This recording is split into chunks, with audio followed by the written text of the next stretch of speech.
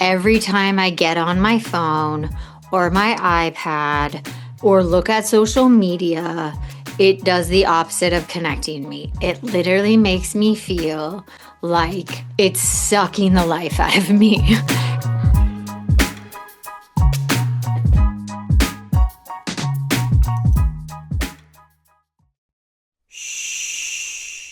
Welcome to the Secret Life Podcast. Tell me your secret. I'll tell you mine.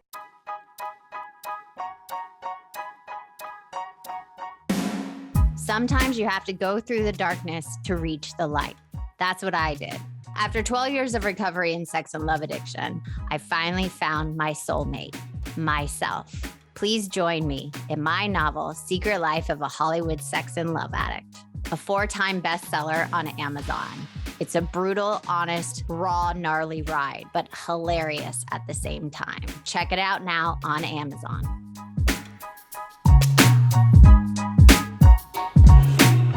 Welcome to Secret Life Podcast. I'm Brianne Davis-Gant. Today I'm pulling back the curtains of all kinds of human secrets. Let me start again. Welcome to Secret Life Podcast. I'm Brianne Davis-Gant. Today I'm pulling back the curtains of all kinds of human secrets. We'll hear about what people are hiding from themselves or others. You know, those deep, dark secrets you probably want to take to your grave, or those lighter, funnier secrets that are just plain embarrassing. Join me each week as we take a deep dive into one subject matter, exploring the how, what, when, where, and why of it all. Get ready for a more focused, more revealing journey of the human experience. This is Secret Life, and I'm excited for you to join the ride. Today, we are talking about, excessive screen time. Oh, I hate social media. I hate it. Because here's the deal. When I'm on it, I feel like my brain is fucking dying. And yes, I love putting up quotes. I love putting quotes on my IG. I love doing that. But I also at the same time hate it because every time I'm on and I'm watching like reels and TJ Maxx reels and people talking, I literally feel like it's like sucking my life away. And I can actually feel it because I feel the more sober I get, the more in touch I get, the more I connect to the world, the more I connect to my clients, the more I speak out, the more writing I do, the more things I put out in the world to participate and be a part of humanity. Every time I get on my phone or my iPad or look at social media, it does the opposite of connecting me. It literally makes me feel like it's sucking the life out of me. And I then watch my kid get on, he has my old iPad and he can only get on PBS and he can only get on Amazon Kids, and we have everything like else blocked. So he can't get on YouTube. He can't get on anything. Like we're really strong about it. And he can get on the iPad in the car when we travel or on a plane. But then on Saturdays, we allowed him to get on it in his bed and like watch it in bed and eat breakfast. Like it's his little special treat. But here's the deal.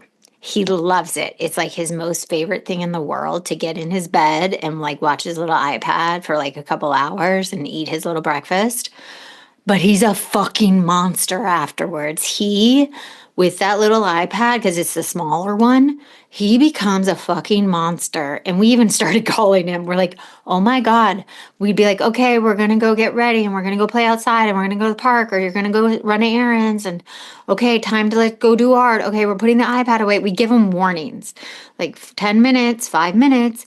He literally becomes a monster. And my son is the sweetest, kindest soul. He's like Mark, the sweetest, kindest soul. He's more Mark than me. Well, he's sweet like Mark, but like he has more of my attitude. But he becomes a monster. And we started going, you become like a little monster with this iPad. And he even realized he does it because it overstimulates his little 6-year-old brain. So we stopped doing it. And then that little boy, I'll tell you what he did. When he becomes sick sometimes, because we work, both of us work, we're working parents and we work from home, unless Mark's off shooting.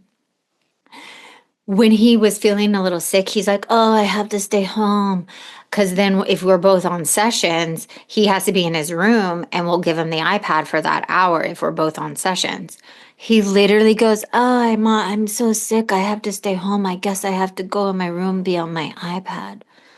I looked at Mark and he looked at me and we were like, he is such a manipulator. And we're like, "No, you're not. You'll be hanging out in your room and you can play with some toys in bed. But like, no, you're not playing with getting your iPad just because you have a little ear infection." Because he was upside down too. And I was like, his ear doesn't hurt if he's upside down.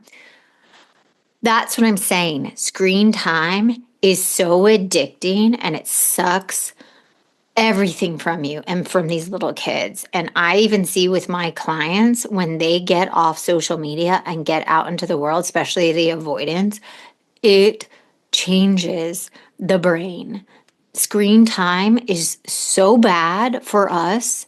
It's becoming more and more apparent how much it is hurting us.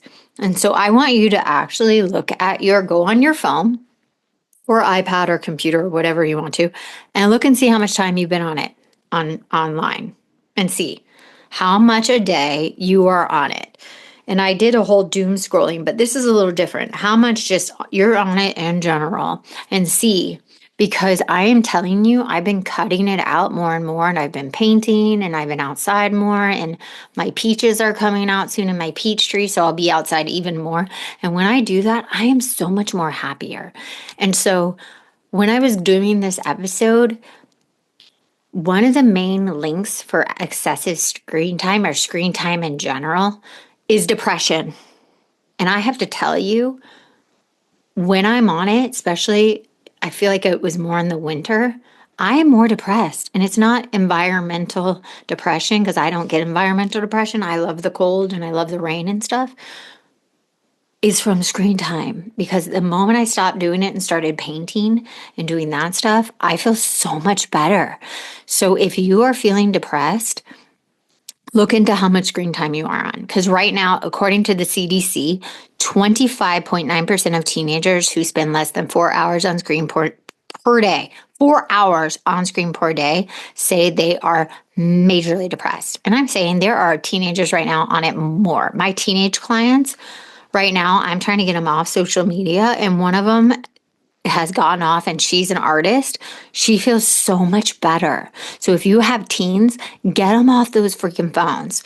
And right now, they're saying that adults right now are so depressed, and they're spending up to 4 to 6 hours a day on the screens, and they are moderate to severely depressed.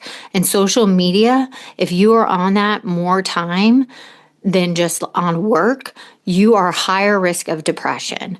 And we're becoming zombies socially. That's what they're saying, that we are becoming zombies in the world, that screen time is having a lack of social interaction. If you go into a coffee shop right now, look around.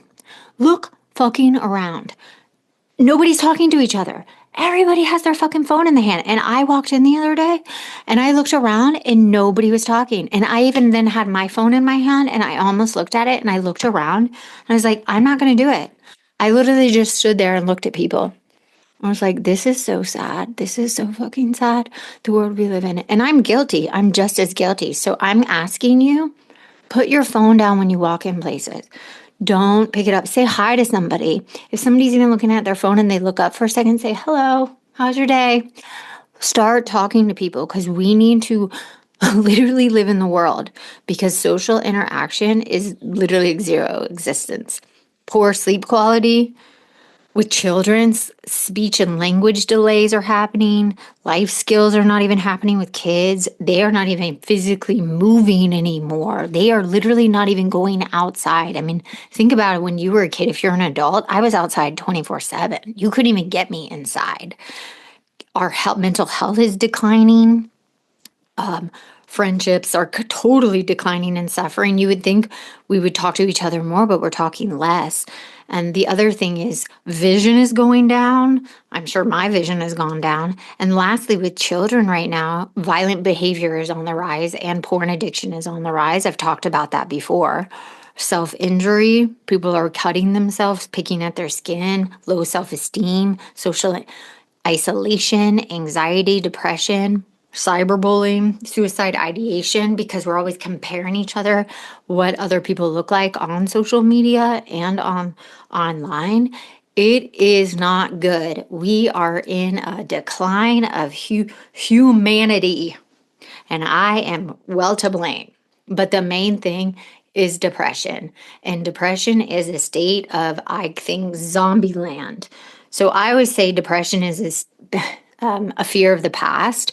But with screen time, it's like, I think it's the loss of what's happening in the moment and the loss of what you just let go of 5 minutes ago.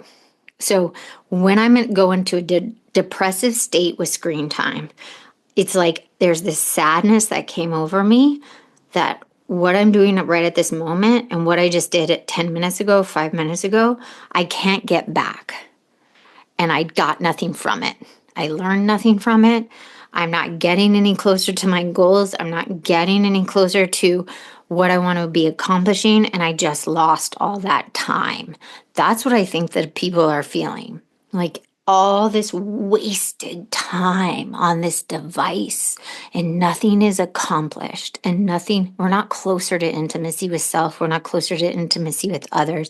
We're not closer to intimacy with a higher good, humanity, our purpose. We lose nothing. So it's emptiness. So I think that's what the depressive state is about. And we become almost like empty zombies. How do you reduce it? Turn your fucking phone off. Limit the phone notifications. Limit the amount of time you can be on your phone. Get a phone jail. One of my clients has one of those so she doesn't doom scroll. I talked about it in the doom scrolling. Avoid using your phone at a certain time of day. Don't pick it up in the morning. Use the hot potato thing. That helps me not get on Instagram or anything. And really keep it away from your kids. We stopped giving him the iPad. We only now give it to him when we have to. If we're both like have to go to work and we try not to schedule on the same time. Or when we're traveling. But honestly, now he doesn't even ask for it when we travel in the car, when we go to the desert or something. He doesn't ask for it. So the best thing I would say, you're an example for your children. If you're not using it, they won't want it. So for yourself, if you don't want to be depressed, in depression, get the fuck off your phone. Talk to your partner, be out in the world, do some activities, reconnect to things you did at childhood that you love, pick up new hobbies, but just get off your fucking phone because this little device or iPad, it's empty. It's literally empty. And more and more I'm away from it, the happier, joyful, serene, at peace in my body I am. And it's just been so much better. So I'm pushing you to do the same. Thank you for listening to Secret Life Podcast. I hope you enjoy this topic. Let me know your thoughts. Send them over to secretlifepodcast@icloud.com. Until next time.